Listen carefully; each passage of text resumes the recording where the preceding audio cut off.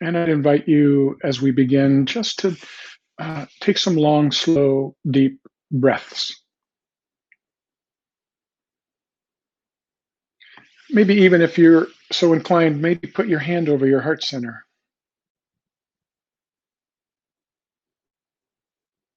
to just strengthen your intention to settle into the heart.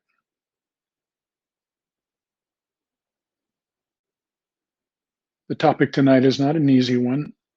We want to do it with great love and compassion, not with criticism, not with judgment of ourselves or others.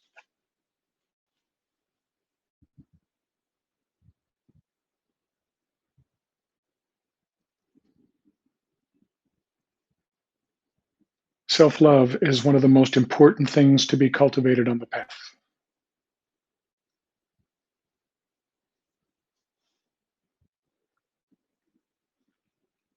And we can do that even as we're finding in ourselves everything that's not consistent with love.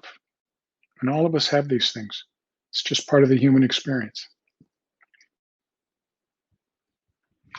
Tonight, we're going to be talking about prejudice and finding it in ourselves. We've been struggling the last couple of weeks in our country with a great outcry against racism. And though some of its manifestations perhaps are not what we would agree with, the protest against racism is necessary, needed, and its intensity and its how the world shows, to me anyway, that as a species, human consciousness is ready to look at this more carefully. We cannot move to a world where there's peace and harmony and still harbor racism or prejudice of any kind in our hearts and minds. So in my advertising of this class, I used the picture of Gandhi's quote, "You must be the change that you want to see in the world." So if we want to see a world without prejudice, without racism, without hatred and violence and criticism toward one another, we have to be that. And I know every one of you that signed on tonight wants to be that. You wouldn't have signed on. Those of you that have been kind of tracking my classes and so forth, you're beautiful people and your souls are shining through, and you don't want any kind of judgment or prejudice in your life. I don't either. And I have it. I can find it.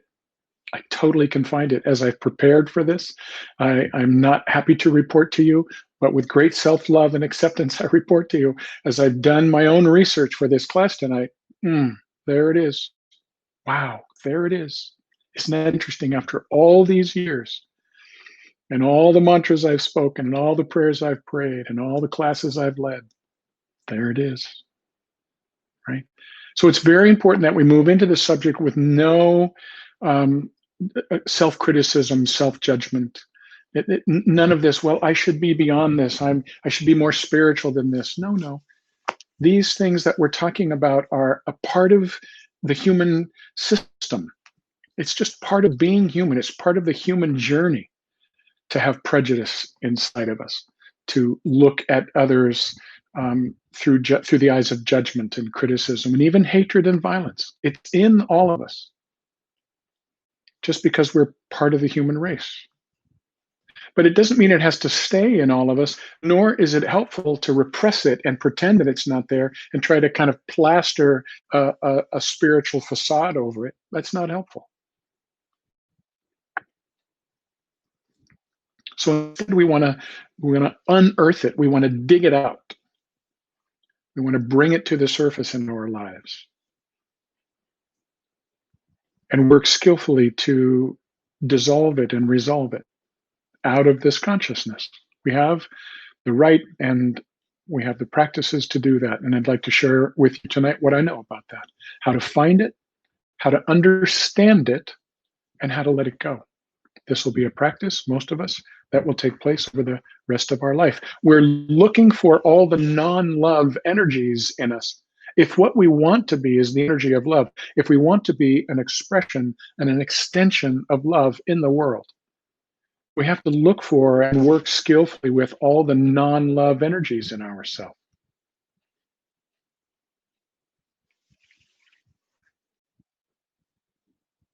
So that's what we're going to be doing tonight. So I'd like to begin with just seeking a bit of an understanding about the origin of prejudice. Um, and I'd like to look at it from a overtly psychospiritual viewpoint. And so I've created a little slide that has a kind of a flow from 1 to 13, a kind of a flow of how prejudice arises in the being. Prejudice, if we defined prejudice kind of loosely, it would be judgments that we hold toward others without ever really having any kind of personal interaction with them. It's the kind of judgment we hold against someone just because of how they're showing up. We don't really know them. We haven't had personal experience with that particular person, but we have a certain attitude of judgment or of fear or of, whatever it is toward that person just because of the external presentation, the color of their skin, their accent, their body shape, their sexual orientation, their socioeconomic group. Prejudice is just a way of looking at someone and having already a kind of a preconceived judgment, an idea, a criticism, an idea about them that's critical without ever really knowing them or getting to know them or knowing them deeply. So it's an attitude that we have toward individuals and groups prior to really knowing them. That's called prejudice. It's the root of racism. Racism is one very damaging expression of prejudice, but prejudice, of course, shows up in many, many other kinds of ways, and we'll see that tonight as we look for prejudice in ourselves. You may say, "Well, I'm not racist," and yet you'll find some of that in yourself. But prejudice shows up in other kinds of judgments and criticisms toward other kinds of people. It doesn't have to be immigrants or people of color or so forth. We'll come to understand that as we go. Let's see if we can understand the psychospiritual roots of this thing we're calling prejudice. So it begins with the soul's descent into form. The soul is an expression of spirit that operates in manifestation. So this expression of spirit called soul descends into form. Now in the picture, it's the form of a person. I hope you can see that. My artwork is not the best. That's a little guy, right? The soul descends into form. And the first thing that happens is mind identifies with form, saying, I am this body. Now, again, this isn't a mistake. There's almost like an amnesia that takes place in order for consciousness to enter fully into form and experience everything that's possible to experience in form on its way back home to spirit. So the first step in this kind of going out is that soul descends into form and mind goes, oh, I'm this body. Oh, reality is what I can perceive through my physical senses. And there is a forgetting of who and what one is. This is very important for you to understand. When the baby comes out of the wound and the umbilical cord is cut, there is an aspect, a very young aspect of mind that believes itself to be utterly abandoned by light, by grace, by spirit, by God, by creator, by source, by love. In spite of the fact that mom's right there. Now, of course, none of us had perfect moms.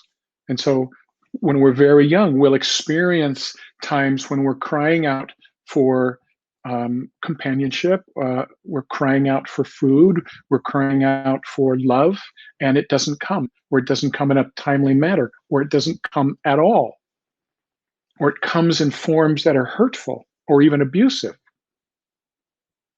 And mind comes to believe that it is separate. This is step 2. separate and alone in a world full of separate entities, separate selves. This becomes the primary belief, the foundational belief of the ego. I am separate. I am the body, and I am separate, and I am alone, and I've got to figure this thing out on my own. Now, some version of this happens even if you had really wonderful parents who loved you a lot and were pretty good at showing it. Some of you that are online tonight watching this, some of you that are watching this later on the YouTube video, you had parents that weren't so good at showing it. Maybe you didn't get a lot of expressions of love. And it strengthens that deep internal belief that I'm alone and that I've been abandoned. That's one of our early experiences, is abandonment.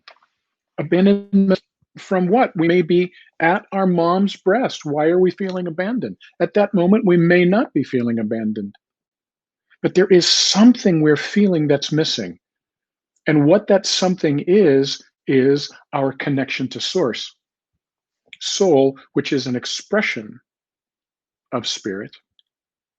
When mind feels itself to be not connected to soul, and it believes itself to be separate, it believes itself to be abandoned.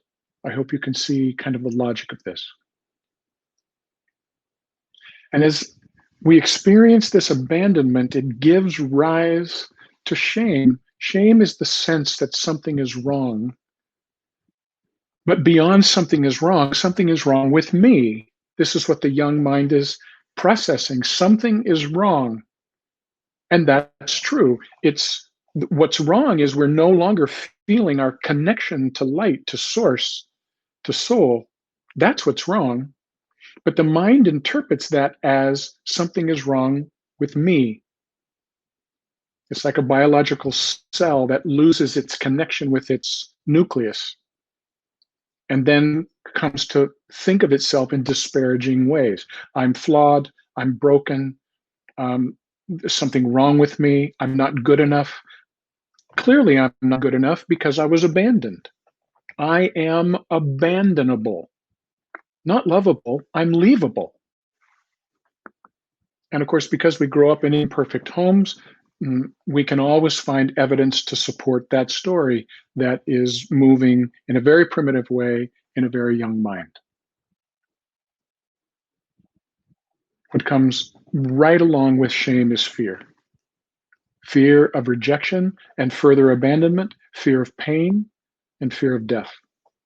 If I am this body and this body is flawed and frail and fallible, then there is this fear that this body could die, and it could happen any minute.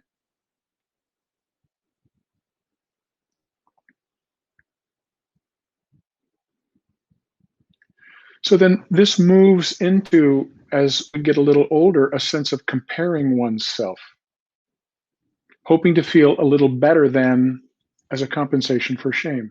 If I can feel a little better than you, then I don't feel so lost in my shame. The problem with comparison is we're always going to find people that we perceive to be a little less than and those that we perceive to be a little more than.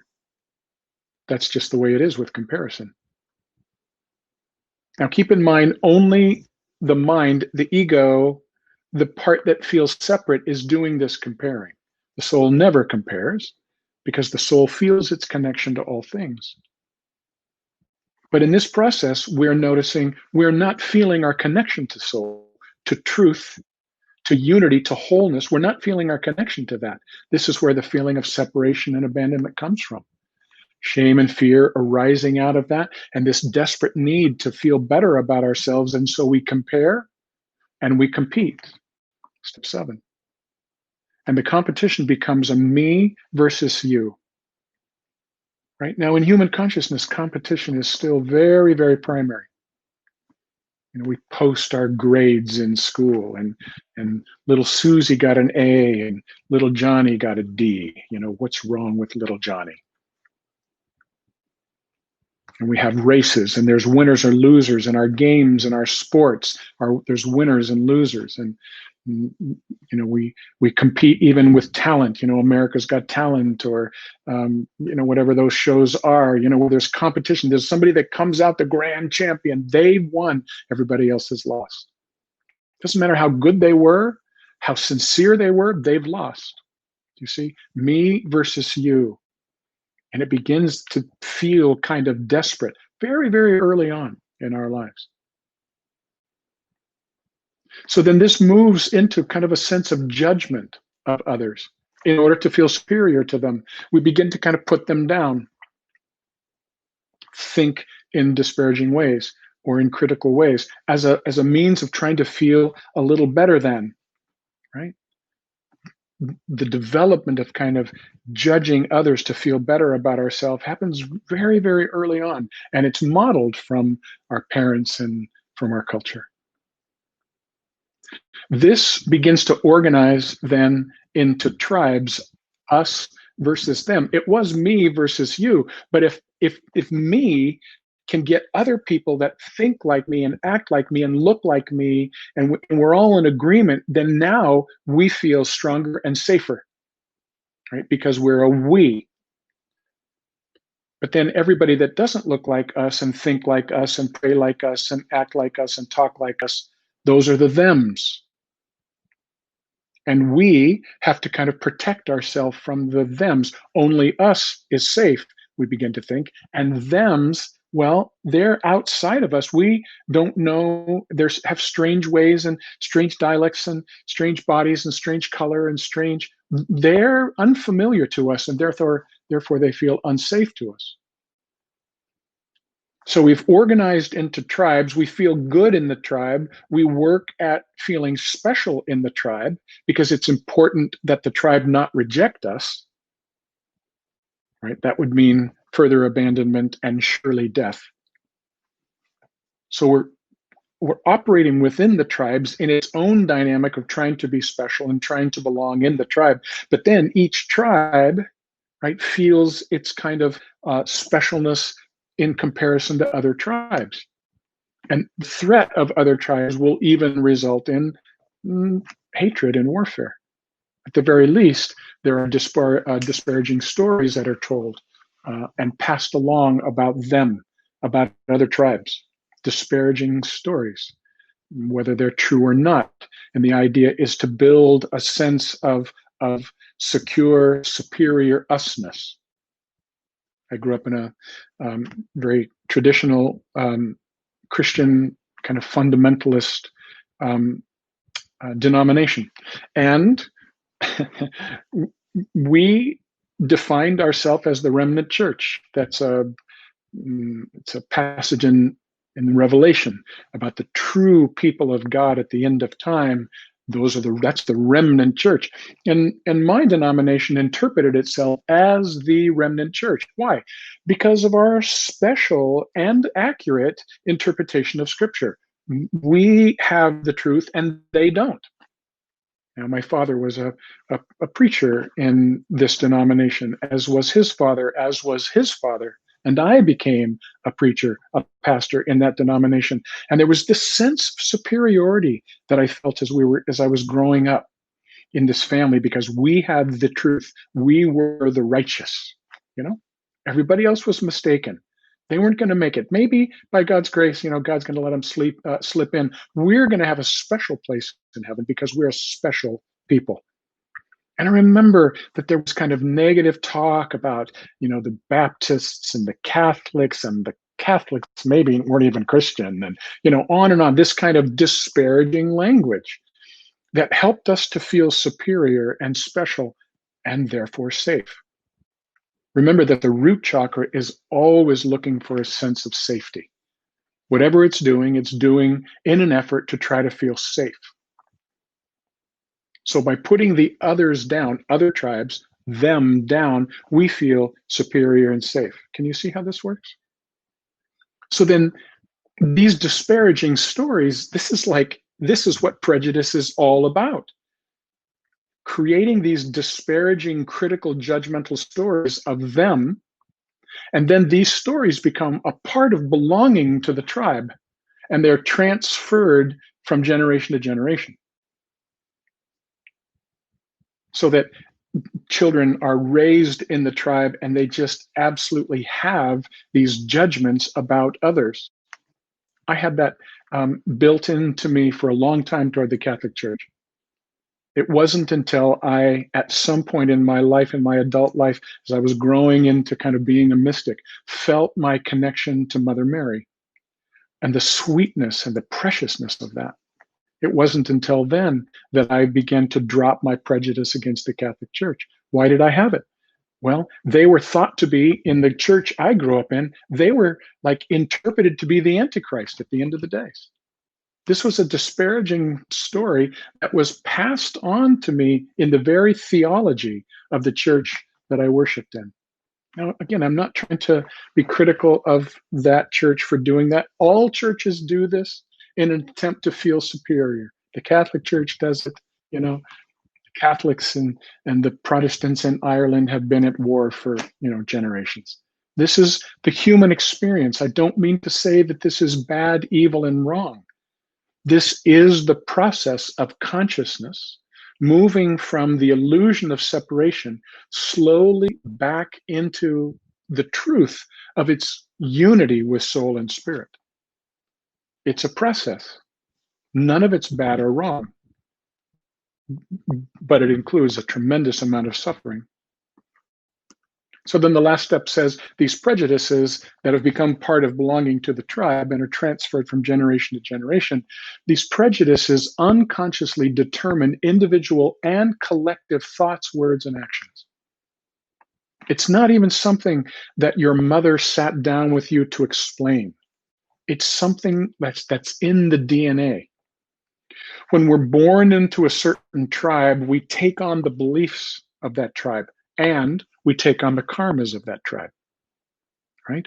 And so by being born into a certain skin color or a certain physical gender or a certain political party or a certain whatever it is, you're born into the prejudices of that particular tribe. And those prejudices will unconsciously influence your relationship with people of other tribes. This is just built into us as human beings. We don't have a choice about it. It's just part of the process. Now, once we learn about it, we can take steps to bring it to conscious awareness. And if we choose to, say, I want none of this in my life. This non-love, this judgment, this inborn judgment toward others, even hatred, even propensity to violence. I want none of it in my life. What I want is to be the presence and energy of love. And therefore, I am going to look for all manifestations of non-love in this being. And by divine grace, I'm going to let it go.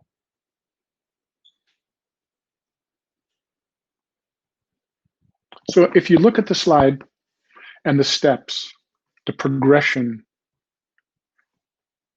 can you see what the answer to prejudice is? Can you see what the solution to prejudice and all of its expressions like racism is?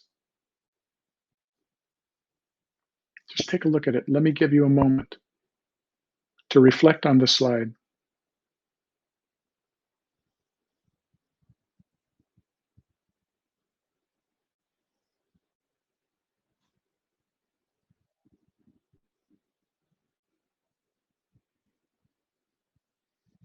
Can you see that the solution that we're looking for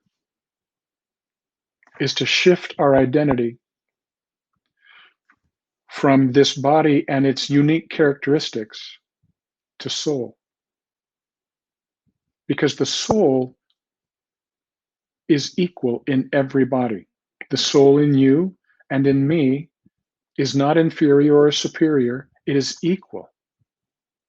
Every soul is equal to every other soul, no matter what the instrument or form that they're operating in and through is. Every soul is equally precious, equally valuable, equally an expression of spirit.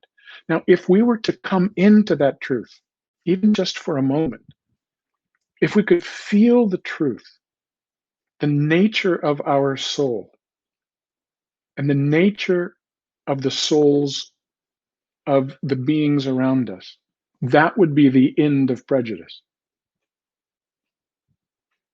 If we could recognize who we are, come back into a sense of our true nature, and realize that our true nature is a shared nature with all beings, there would no longer be categories of me versus you, us versus them. There would no longer be identifying with individual bodies or tribes and setting ourselves up kind of against the individuals and tribes of others.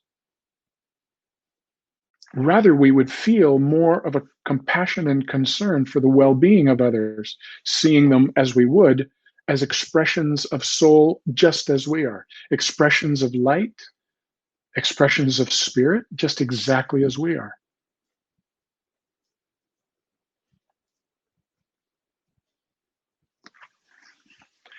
Now, that solution may seem both rather obvious and rather impractical, but I'm hoping to look at that tonight. I'm hoping to look more carefully at a way or two that we can kind of unearth the prejudice in ourselves, these patterns in ourselves, to see where and how they show up, subtle though they may be, and how to bring love to them, how to bring the power of divine love and grace to these very human elements that we would like to see resolved and dissolved out of our consciousness.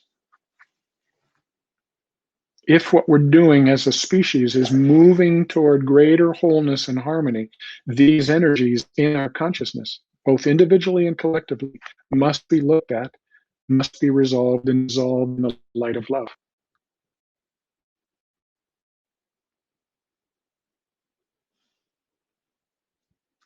Now, as we go along here, I'd like to invite you, if you have questions, something that isn't making sense to you, I'd like you to please type those into the chat box and send them through to me, and I'll do my best.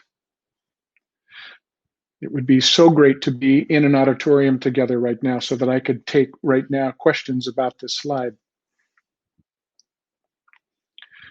But that's not the context that we're in. So I'm going to go on talking, but please, I want to give you the opportunity, if you have some questions that you need clarification on, please don't hesitate to ask those questions through the chat function. All right. So I hope this isn't, of course, obviously a comprehensive or only way of looking at the evolution of prejudice in our lives or in human consciousness. It's just something for you to begin to consider, because it explains what is, to me, the answer to human suffering, and that is to get back in touch with our true nature and to be able to operate in some way from that true nature. Call that true nature your soul, call it Christ consciousness, call it Buddha nature, call it whatever you wish, to come back into relationship with and identification with our higher self. That, to me, is what we must move toward as a species. So I've said it a number of occasions in these classes. I want to just repeat it. I'm very convicted that human consciousness is evolving, and that we're actually in a very intense kind of a shift, that the pandemic and the unrest and the fear and all the things that are happening, all the disruption, all the unhappiness, all the pain that's taking place in the world on a pandemic level is inviting a shift in human consciousness at a global level, at a collective level. And what I believe we're doing is shifting from being ego-centered, which is to say, centered around the belief in separation, and with it, shame and fear. What we're doing is moving from egocentricity, we're moving to being soul-centered. truth-centered, love-centered, a sense of interconnectedness and interdependence, a sense of love and harmony and peace being the goal on a global level, not just so that me and my tribe can feel good, but to function, to make shifts at a global level that serve the well-being, the good of all, because all are expressions of one spirit. Okay, so I'd like to take a few minutes and invite you to see if you can find some prejudice in yourself. Now, some of you are like, yep, I know where it is. Some of you may be like, oh, no, I think I'm beyond that. And I'd like to suggest that maybe you're not. Maybe you are. Maybe you are. And most likely we're not there yet. And again, this isn't something to be critical of, right? It's not something to be, oh, I should be more spiritual than this. Oh, I have it. Oh, that's bad. No, not at all. The fact that you're even on this call, in this class tonight, you're even interested in looking at this shows just, that that's just an amazing and exceptional thing. That you're willing to look, that you're willing to allow your awareness to touch into the areas of yourself where prejudice lives, and that you're willing to bring acceptance to it and also love to it. That is an amazing thing. I just so respect you for being here and having this conversation with me. So what I'd like to do is I'd like to read you some scenarios. And I'd like you just to imagine yourself in these scenarios and just notice what arises in you emotionally, right? So we may have minds that understand that prejudice is a bad thing. We may have minds that decry prejudice, that might even go downtown and protest against prejudice and racism of all kinds, which is a beautiful thing. And yet, on an emotional level, still feel it. So it's one thing to kind of get intellectually beyond prejudice. It's another thing entirely to have the deeper system, your psycho-emotional system, free of it. That's what we're looking for. So I'm going to read these scenarios. There's, I don't know, 10 of them. And I just want you to close your eyes and imagine yourself in these scenarios to see if you can find some emotional response, some maybe judgmentalism, some judgmental voice, some emotion that kind of contracts. Now, this is where I'd like you to maybe grab your pen and your pad or your journal and just take some very brief notes so that you can return to this later. I want you to locate these energies in your system, and then in the session tonight, we're going to do a meditation, a clearing meditation. All right. So, of course, close your eyes or not, but I invite you to close your eyes and just to see yourself in this situation. You're in a check-in line at the airport, and you notice that ahead of you is a full bearded Muslim man from Iran in line to catch your flight. What do you notice?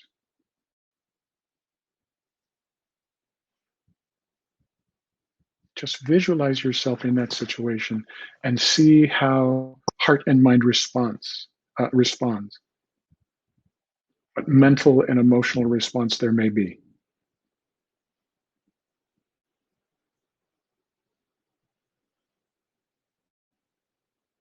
Next scenario. Now you've boarded your plane and you're sitting in your seat. And in comes a very obese woman, and she's coming down the aisle, and she's looking right at the seat next to yours. What do you notice?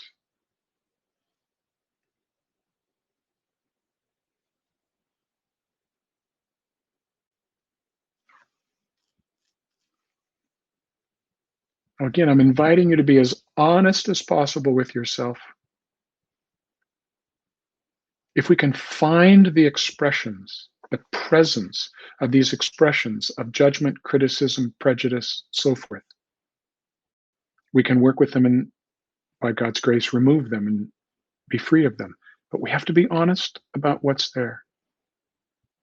Let go entirely of any kind of um, uh, facade of spirituality here. Here's another one. Two gay men are walking down the street in front of you, holding hands and leaning into one another.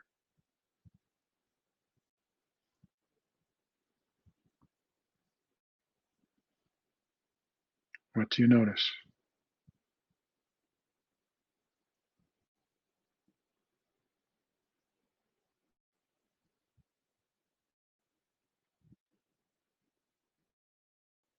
Here's another scenario.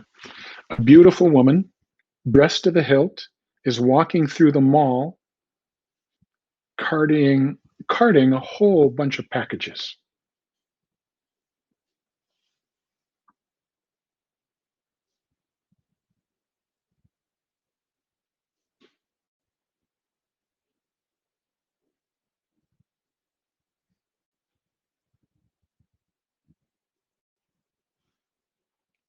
All right, here's another one. Visualize this. It's late and you're walking to your car after a very late meeting. It's very dark. And ahead of you, you see a black man walking toward you.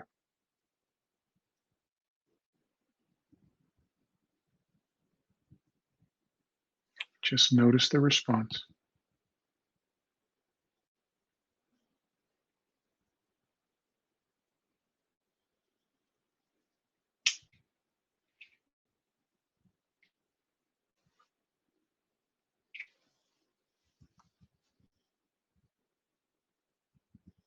Here's another one. You're standing in line at a grocery store and you're running a little late, but the line is moving very, very slowly because checking out in front of you is a poorly dressed, very disheveled woman with an unorganized fistful of food stamps.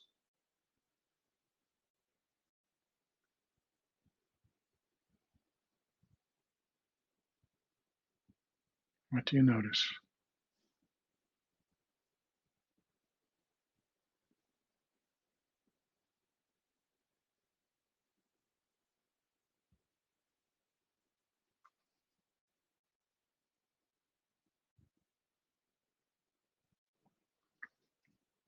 Here's another one. You're walking down the street, and out of a bar right in front of you comes what is clearly a man wearing a dress and earrings and makeup.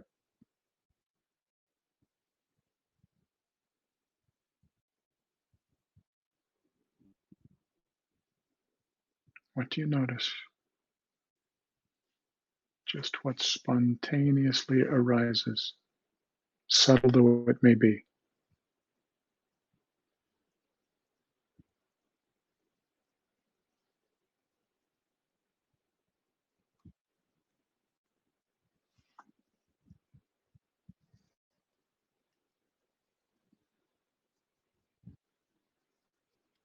Here's another one. You're in a checkout line, and in front of you is a Muslim woman in full burqa.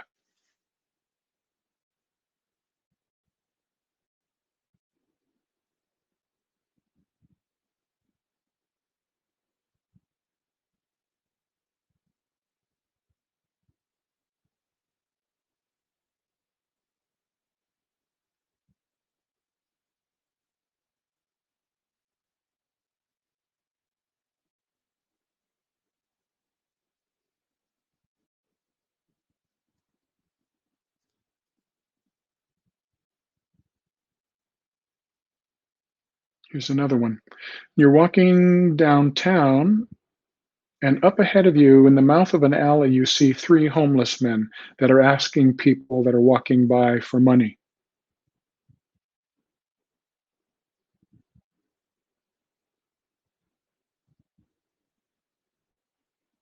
What do you notice?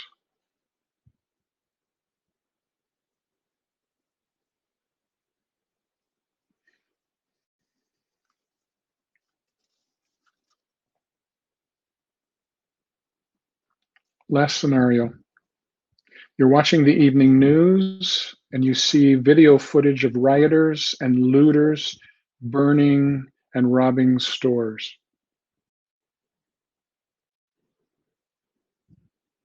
What do you notice?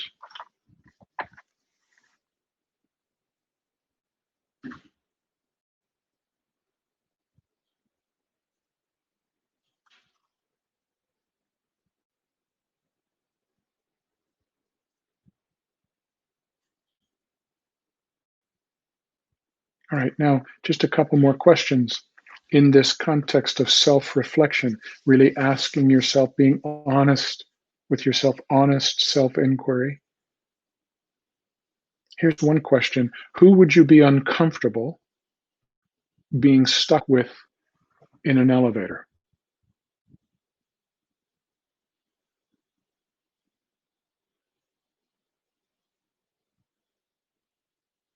Just by virtue of the fact of their physical presentation, who would you not want to be in that elevator with?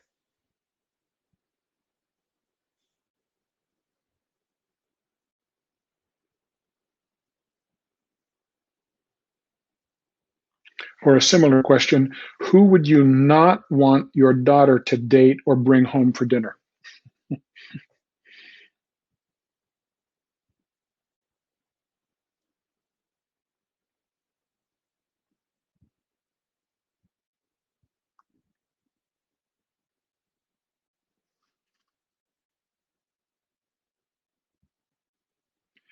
Now, here's another question, and I'm not spending lots of time. We could spend lots of time on each question. Just giving you kind of a feel. Some of these questions will resonate, some won't. What I want you to do is think for a moment, what kind of prejudice did you see growing up in your family of origin? What did you see your parents talk about? Was there disparaging language about other tribes?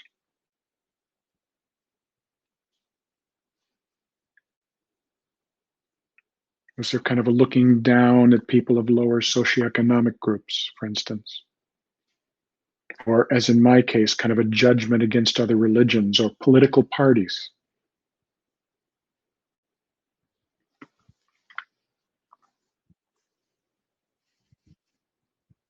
In what way did your family seek to feel itself to be special and superior in comparison to others?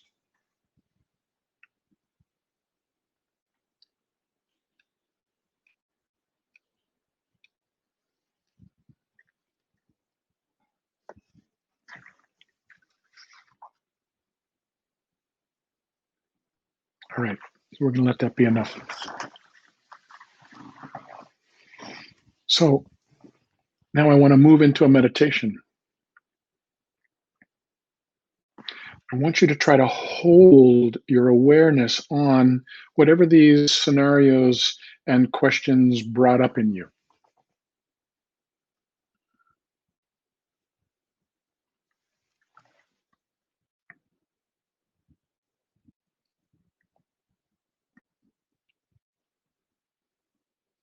See if you can stay connected to the energies of prejudice, of judgment, of criticism toward others, even of hatred.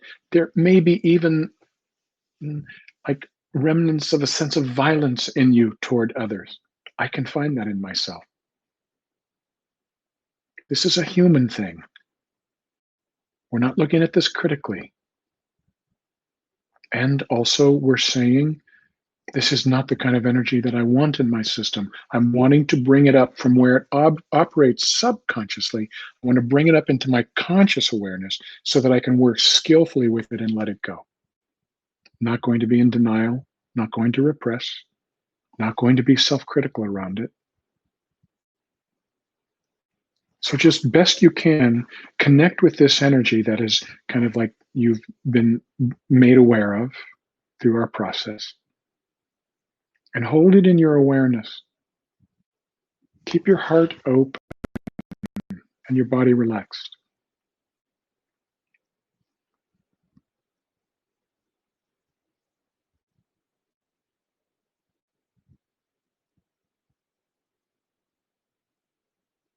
Watch it not as something to be critical of, not as evidence to hold against yourself. Just watch it with some curiosity.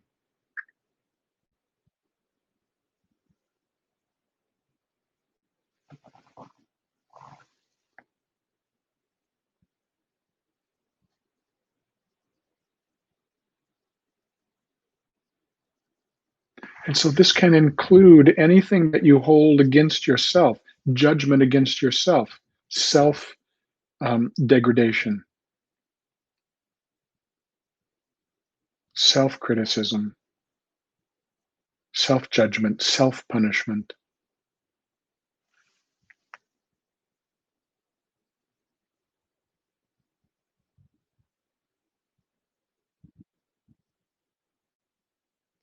We're looking to proactively surface all non love energies that are in our life, that manifest in our life, albeit perhaps unconsciously.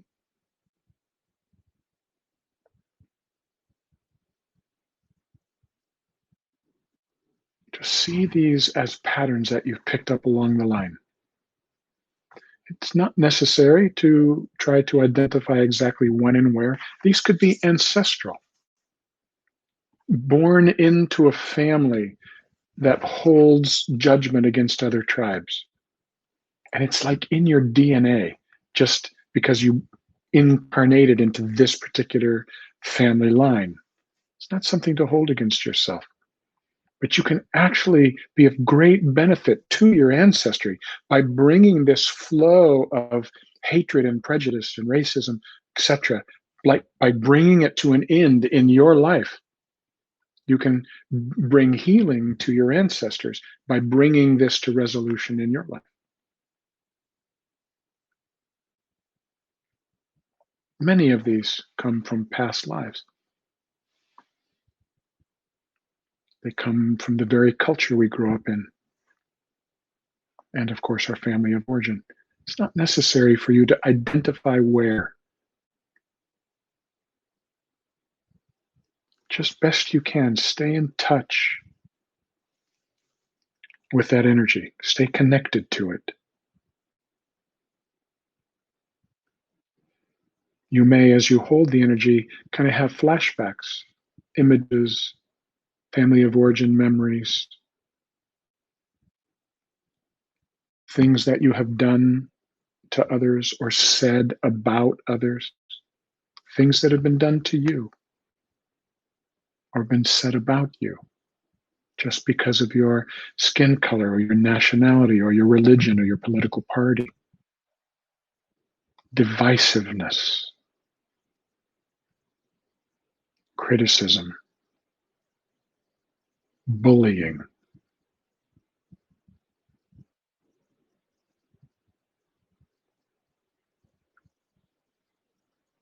Now watch these energies with and from a sense of pure awareness, just a witness of these energies.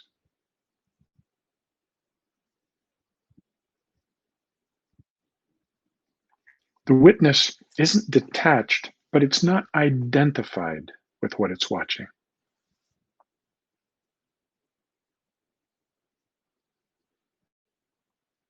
So watch these energies with curiosity.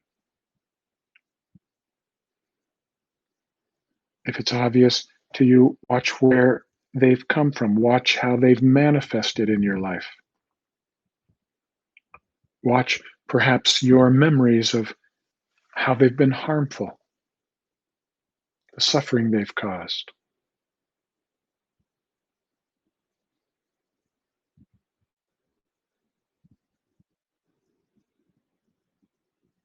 But watch these things from the standpoint of the witness, who is characterized by acceptance and compassion. This is important. Watch these energies of criticism and judgment and even hatred and violence. Watch these energies from and as the observer that is filled with compassion toward what it's watching, the observer that sees all that it's watching as a deep source of suffering for self and others.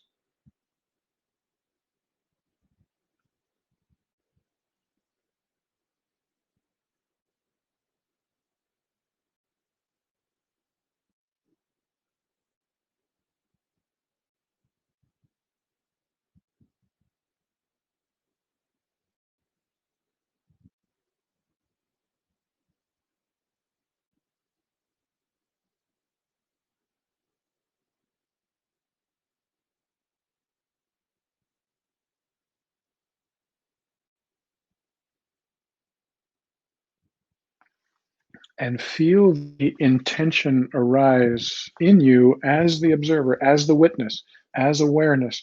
Feel the intention arise in you to free your consciousness of these patterns of racism, of prejudice, of any kind. You saw in the scenarios that prejudice is much more than just about skin color.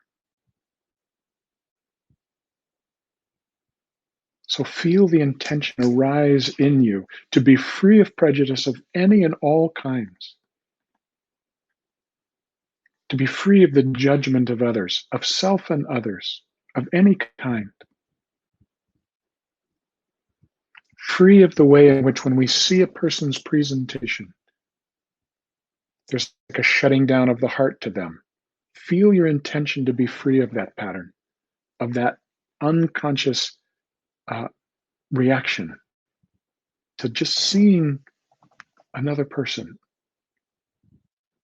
with whatever they're wearing and whatever their skin color is and whatever their dialect is and whatever their religious orientation is and whatever their political orientation is.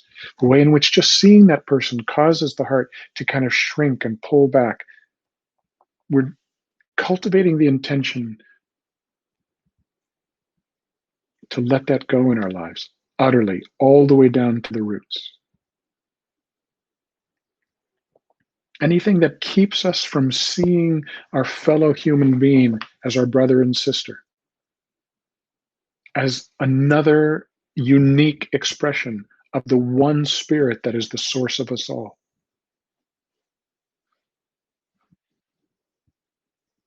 Anything that keeps love from flowing, from seeing this person in the best possible light, even if they're troubled, even if they have things that need to be refined or healed, and even if there are things that are problematic, to be able to feel the love and compassion for your fellow man. That's what we're wanting to cultivate. And tonight we're doing that by looking at all the things that run contrary to that and moving into a process of letting that go. Just feel the intention develop in you to let those patterns go, to be free of them. Feel the desire to be free of prejudice and judgment and hatred.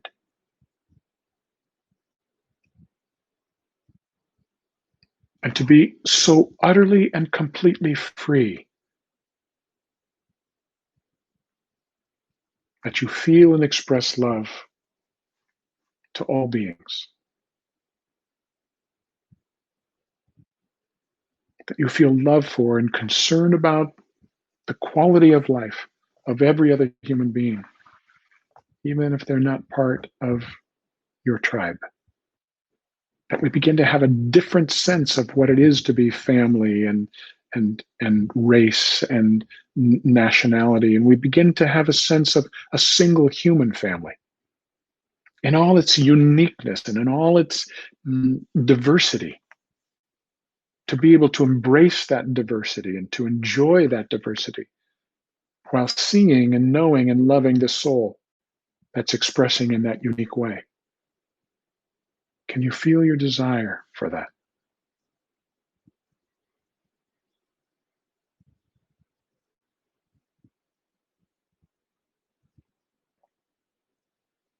So now we're going to make use of a mantra. I've shared this mantra with many of you before. Om Vajra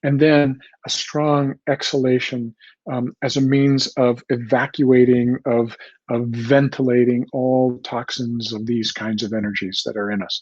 I want to demonstrate this for you. I like to put my hands on my knees. You got to sit up nice and straight for this. I like to set my hands on my knees, and it's a very full breath all the way up into the chest, and then a very vigorous exhalation. Looks like this.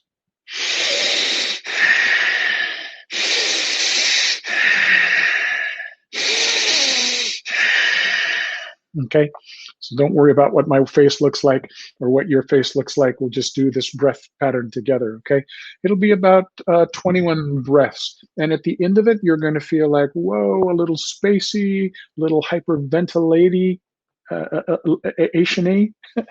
I just made that word up. Don't worry, you won't hyperventilate, but we're using this with the intention of clearing out the physical, emotional, and mental bodies of these energies. Going to take these deep breaths in, taking the prana in, and all the remnants of everything that the mantra has loosened and begun to dissipate. We're going to exhale it out with our exhalation. Okay, let's do this together. Sit up nice and straight, hands on the knees. 3, 2, 1.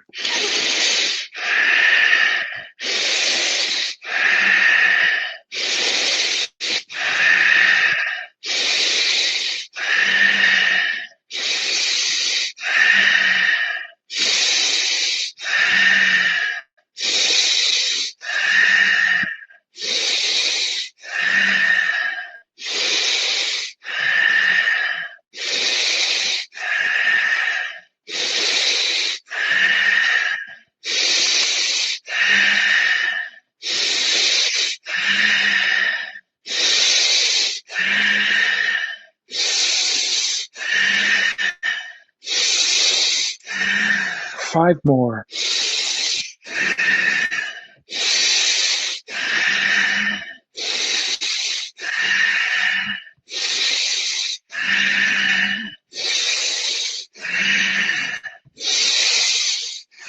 And just relax and be utterly still.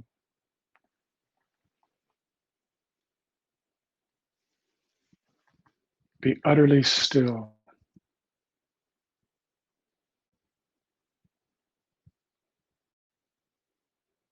Just be pure awareness of your experience.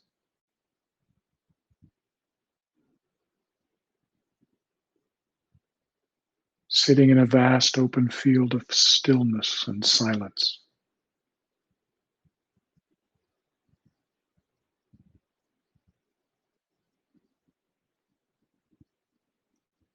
Visualize your physical, emotional, and mental bodies being pure and clear, transparent.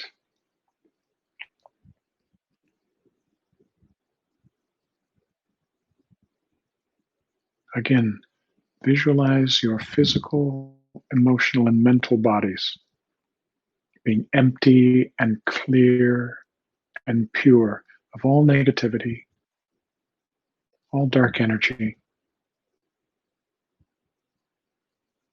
Now I want you to bring your awareness and look upward, not physically, energetically, intuitionally looking upward to the highest dimension of divine consciousness where there is a beam of light coming down. And it's flowing into your physical, emotional, and mental bodies, into these purified, emptied out instruments. Flows divine wisdom, love, flows divine grace and power.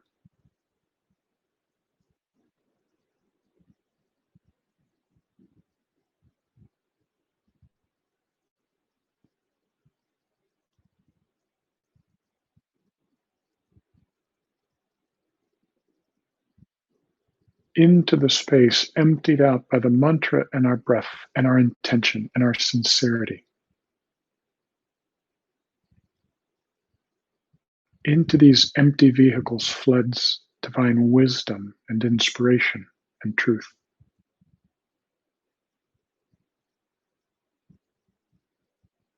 Flows divine love and compassion for all beings, unconditionally. Flows divine power and will and self-sovereignty to live in the world from these divine qualities, rather than independence upon consensus consciousness. We now free ourselves from that and live in the light of truth and love, brotherhood, wholeness, harmony, peace with all beings.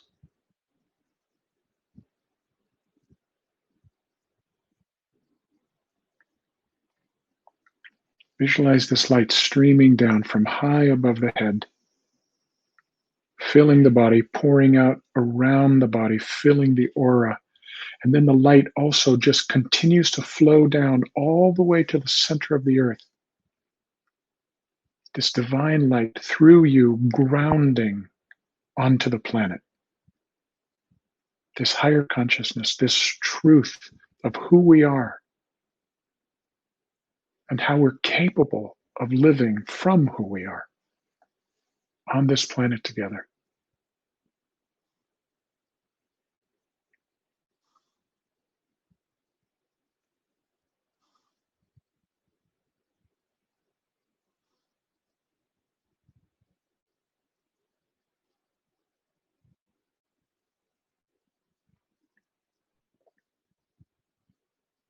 The light continues to pour in.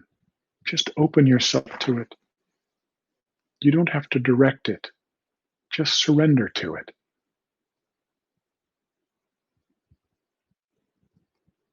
Feel, see, or visualize yourself being utterly filled with this brilliant light in a way that completely transforms your idea of yourself and transforms the way that you want to live on the planet.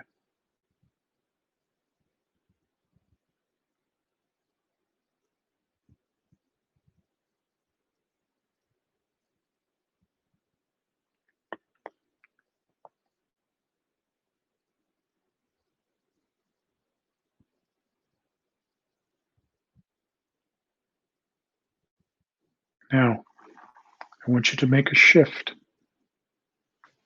Don't try to do this with your mind. Just allow it to happen. I want you to shift from identifying yourself as the physical, emotional, and mental vessel to be filled with the light, rather than seeing yourself as the body or the instrument. Just shift to where you're now identified as the light.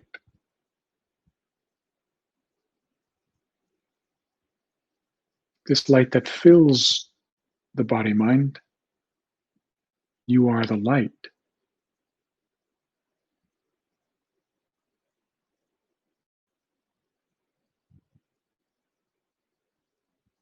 Feel yourself to be the infinite wisdom,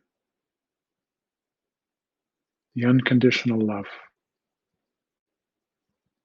and the self-sovereignty of the light.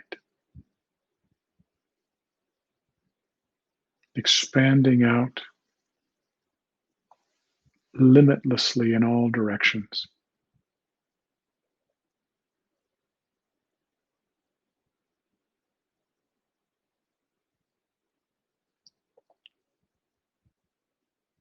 Here, filling this body-mind with the intention and purpose of using this body-mind to bring more wisdom and love and power into the world, but remain identified as the light. as this pure consciousness.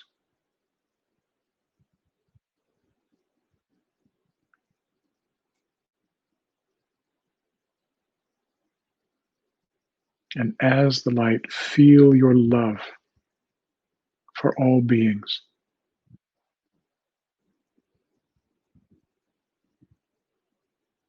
Feel your intense desire to lessen the suffering of beings.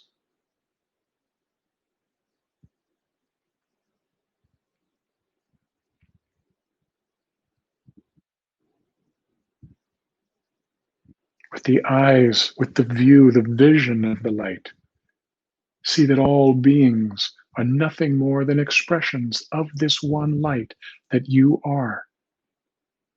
All beings are nothing but unique, diverse expressions of this one light that you are.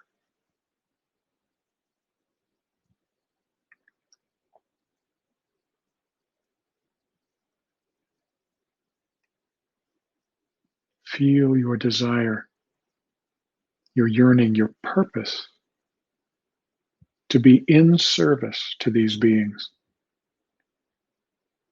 to help them to awaken to the truth as that you are now experiencing.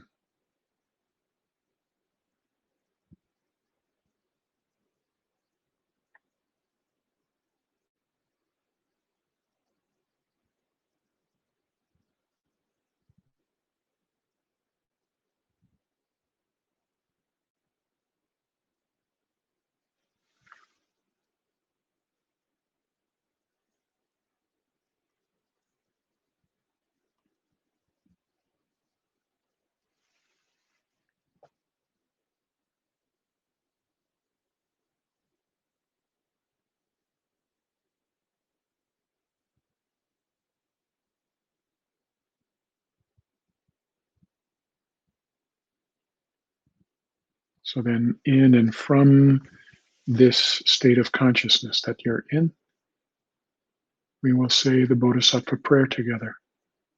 You can just simply repeat after me, though the words are on your screen.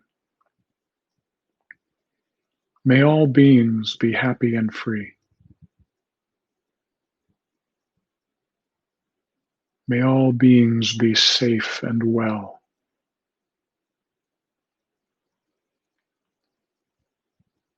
May all beings awaken to their true nature.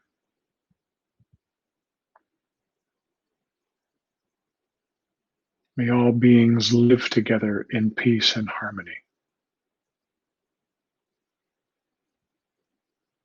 Now let's say it again, but really anchor your identity in the light that's in your heart. The sense of yourself as being the light. Expanding out in all directions. Limitless love in your heart.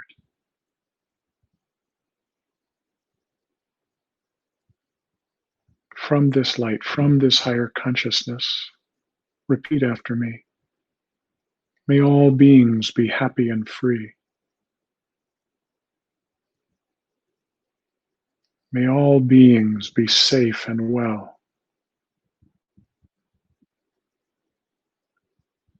May all beings awaken to their true nature. May all beings live together in peace and in harmony.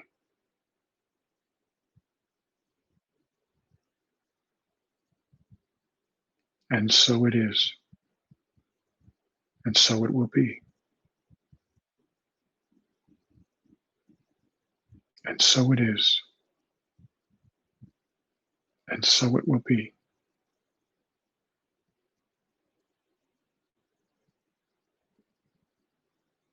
Take a nice deep breath.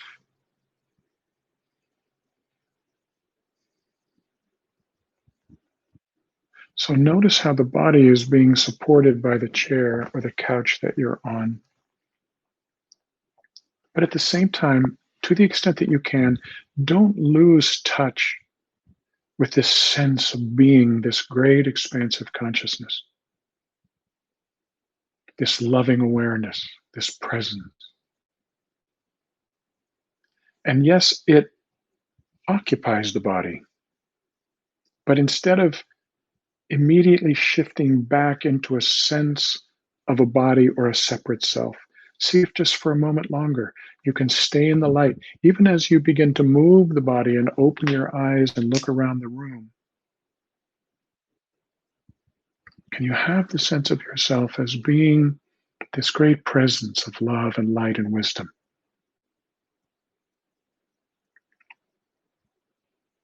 that isn't removed from humanity? It's like present, it's engaged, it's wanting so much now, operating in such a powerful way to shift the consciousness of humanity from shame and fear, from separation, shame, and fear, to love, peace, and harmony, to wholeness, to oneness, to unity.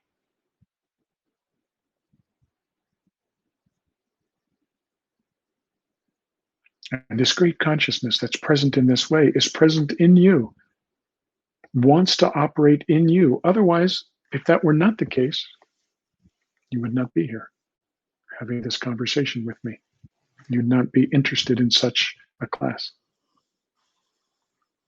So feel in you that there is a part of you that just wants to collaborate, open to collaborate, be an expression of this great consciousness of wisdom and love in a way that helps to shift what's happening in the world from its great suffering, from the suffering that arises from illusion and ignorance, to a transformation on a global scale where we live in peace and harmony with ourselves and with the natural world, with ourselves, with each other, and with the natural world.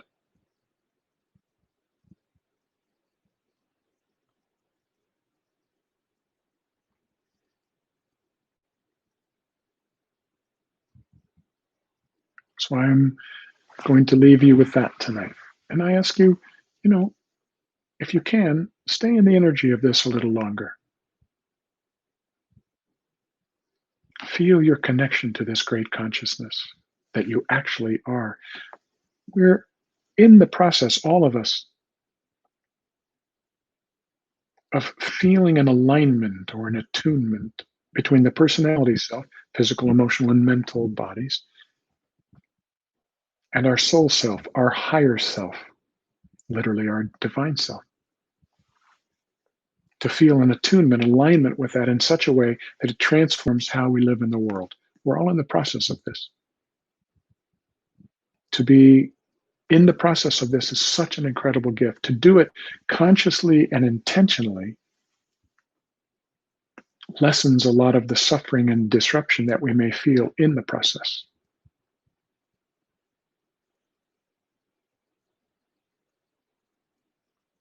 So thank you so much for being a part of this tonight.